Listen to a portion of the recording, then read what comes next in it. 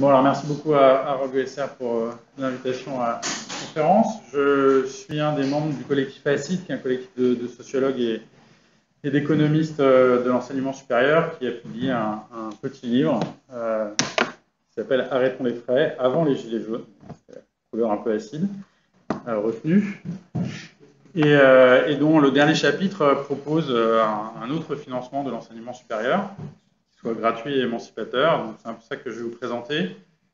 Comme on voulait se projeter vers le futur, mais qu'on a commencé plutôt un peu négatif, je vais essayer de raccourcir la partie analyse de la situation.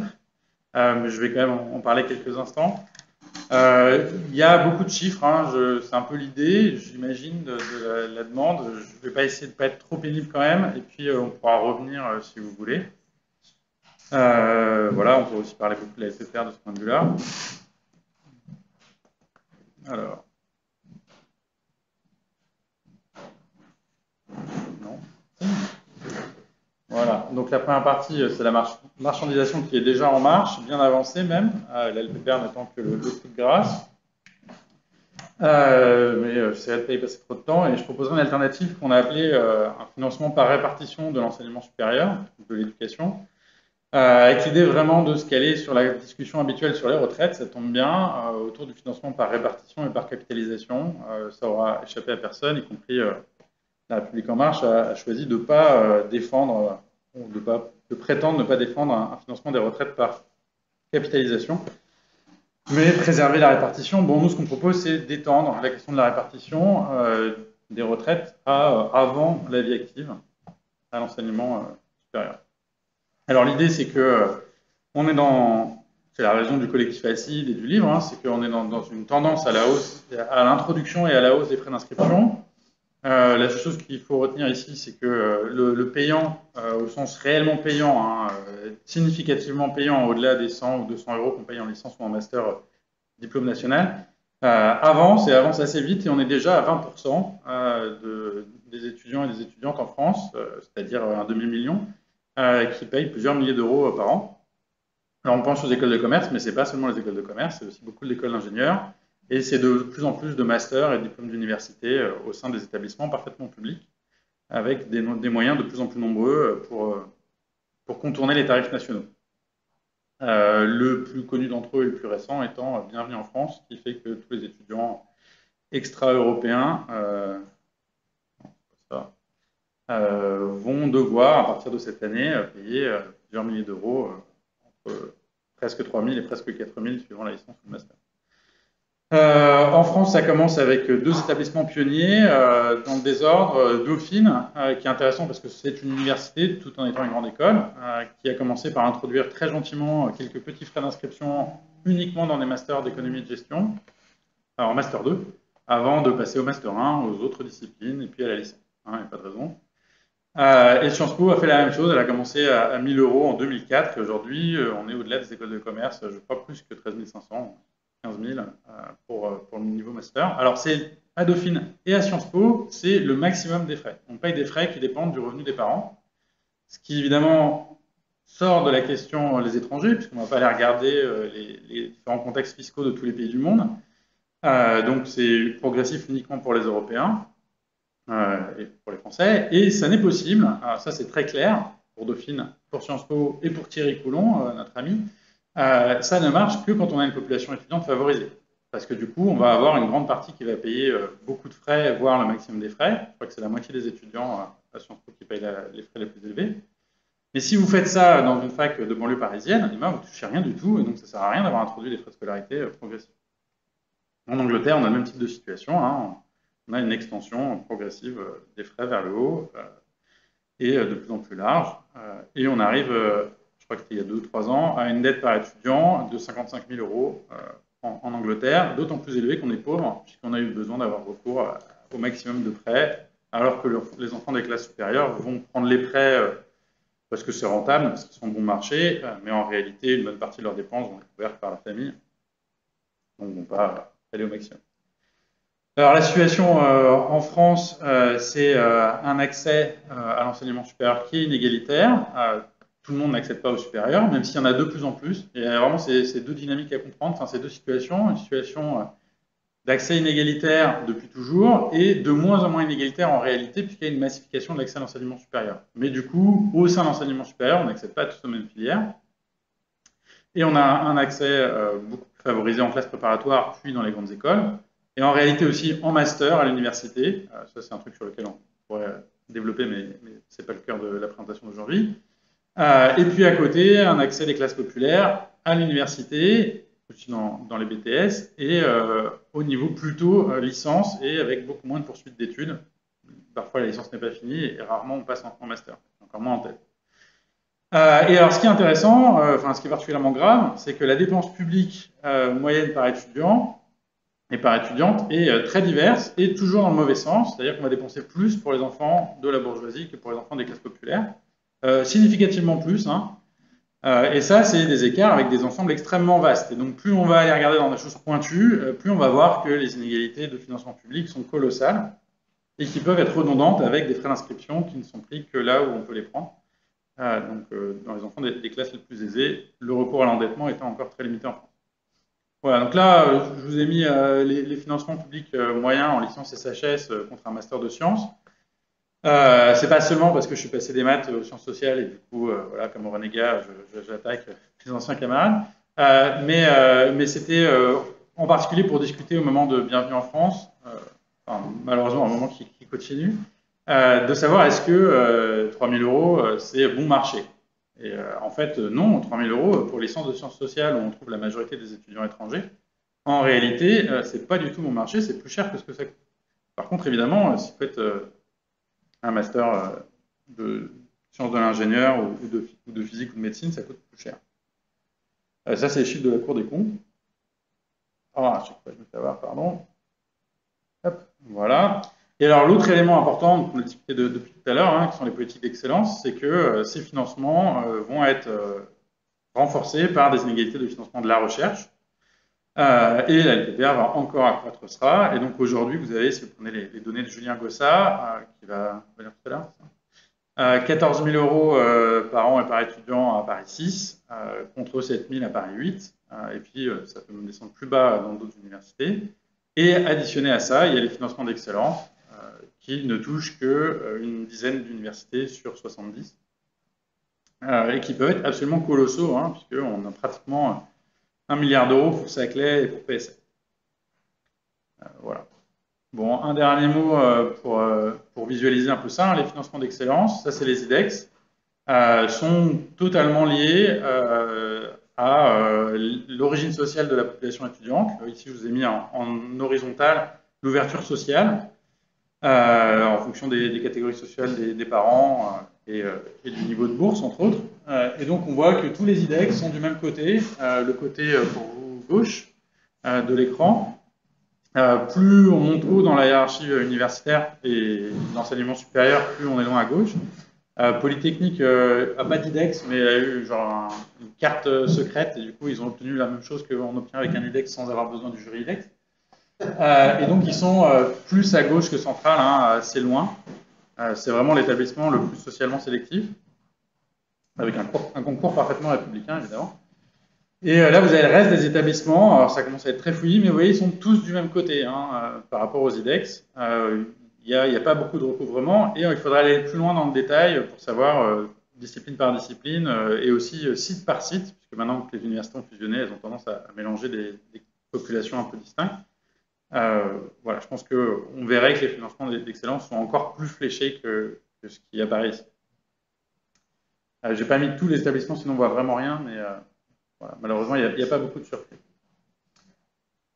Alors, je ne vous laisse pas trop longtemps là-dessus, parce qu'on voulait passer sur le positif, hein, mais l'idée, c'est que tout ça n'est pas inéluctable, non seulement parce que nous allons renforcer nos mobilisations et y résister, mais parce que c'est déjà arrivé, et ça continue à arriver dans d'autres pays. La tendance au néolibéralisme et à la marchandisation du système universitaire peut être freinée, et on peut avoir des victoires au moins partielles. Alors, il y a un certain nombre d'expériences dans les pays scandinaves, mais là, pour le coup, c'est plutôt historique, et c'est plutôt en train de reculer d'ailleurs, mais qui ont en partie inspiré nos propositions.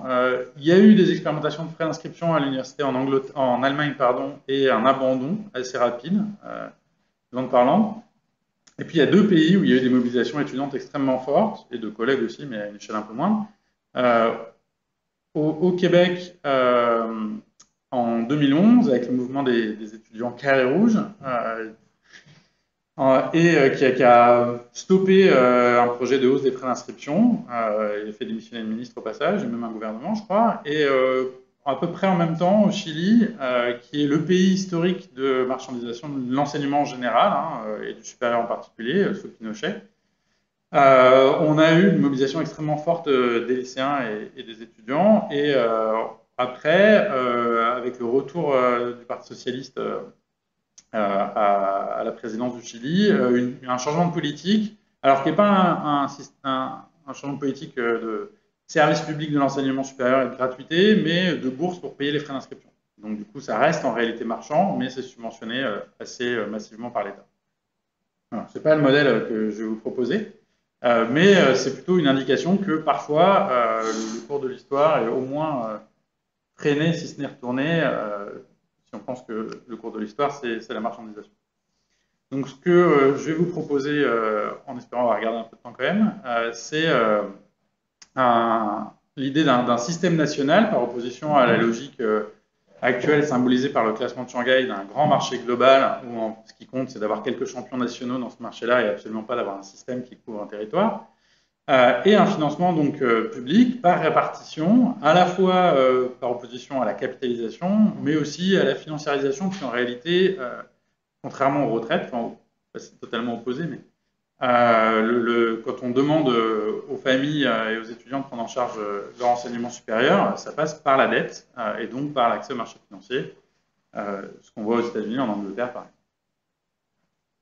avec tous les effets délétères de la financiarisation. Alors, on va vous proposer, avec le collectif ASI, deux volets pour l'éducation par répartition. Une partie de financement de la vie étudiante, c'est l'allocation universelle d'autonomie. C'est donner les moyens aux personnes qui font des études supérieures de vivre pendant qu'elles font leurs études supérieures sans avoir besoin d'avoir un salaire et donc une quantité d'heures de travail importante, ce qui a un effet très fort sur la réussite. Et à côté, un financement des établissements accru et de façon qui compense un peu les inégalités actuelles.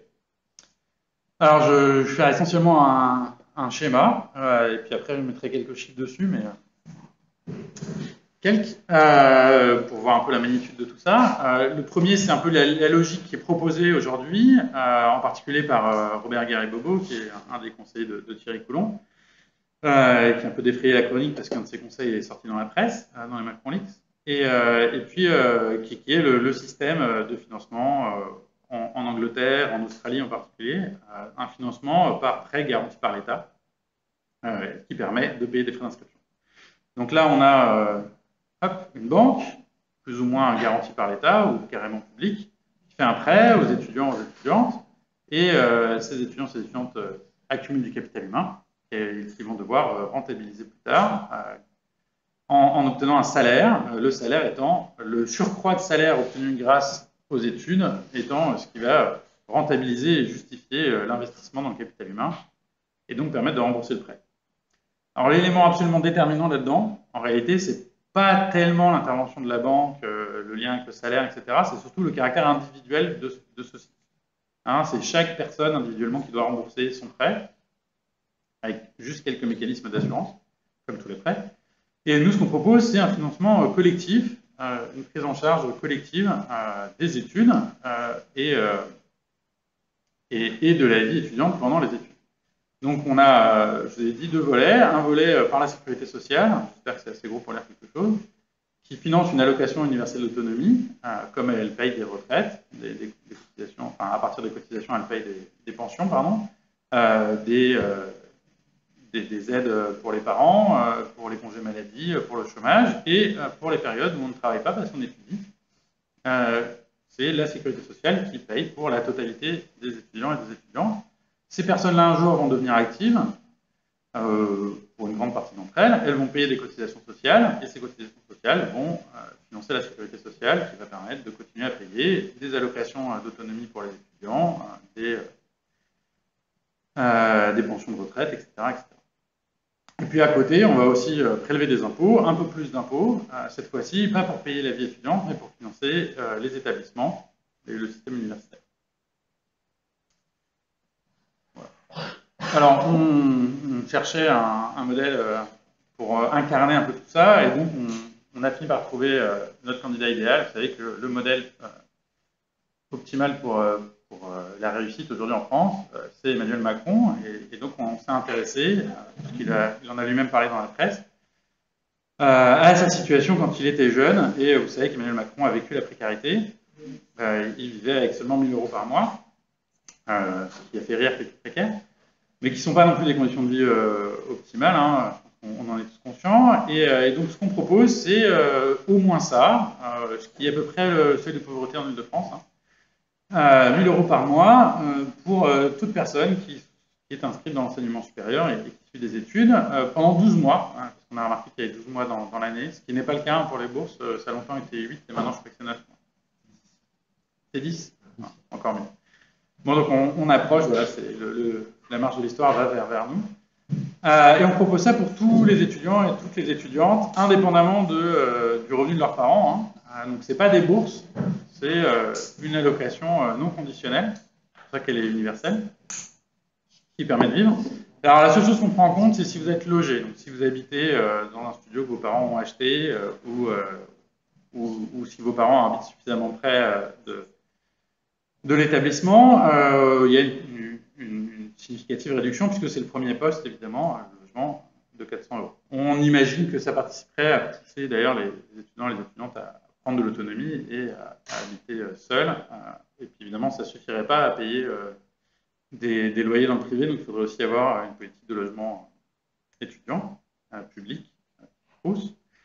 Bon, et là, on a déjà, comment dire, une dépense absolument colossale, hein. C'est un poste énorme, c'est 1% du PIB, c'est 26 milliards d'euros. Alors évidemment, il y a déjà aujourd'hui des aides, entre autres les APL, les aides au logement. Donc en réalité, si on prend le net, ça fait 21 milliards. C'est ce que promet à peu près la LPPR pour les 10 prochaines années, 9 prochaines années.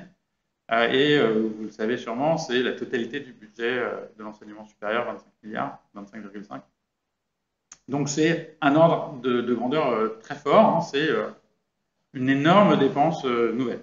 En réalité, elle n'est pas si nouvelle que ça, puisque vous savez peut-être, les étudiants vivent en ce moment, et donc il y a bien quelqu'un qui paye ça, hein. Ils vivent peut-être un tout petit peu moins bien, mais enfin ils ne peuvent pas vivre beaucoup moins bien. Et donc en fait, c'est essentiellement soit les familles qui prennent en charge ça, soit les étudiants eux-mêmes qui travaillent, des jobs dans des conditions plus ou moins difficiles, et qui leur permettent de subvenir à leurs besoins, en partie au détriment de leurs études.